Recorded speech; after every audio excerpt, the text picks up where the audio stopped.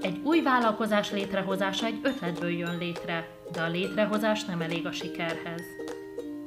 Az ütemterv vállalkozásoknak a Startup Platform azon fejezete, amely egy kurzusba gyűjti össze azokat a tanácsokat és információkat, amelyek segítenek egy vállalkozás létrehozásában egy olyan folyamaton keresztül, amely 4 szakaszból áll: előkészítés, észlelés, prototípus, gyártás.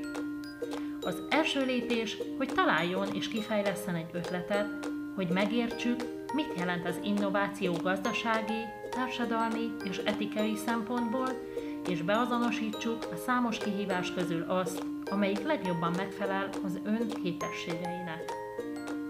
A piacelemzés segítségével meghatározhatja a hiányosságokat a meglevő rendszerekben, definiálja a célcsoportot és a lehetséges megoldásokat, amelyek megfelelnek a potenciális vásárlók igényeinek.